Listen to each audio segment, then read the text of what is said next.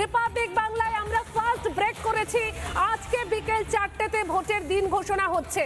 আপনারা কতটা প্রস্তুত? ভারতীয় জনতা পার্টি একেবারেই প্রস্তুত। আর আমি শুনছিলাম ময়ূক যে বললেন রোববার চলে গেছে, আমাদের রোববার হয় না। আর বলি মে শেষেও রোববার হবে না কেন? তারপর যখন ভারতীয় জনতা পার্টি পশ্চিমবঙ্গ সরকার গড়বে তো রোববার কই।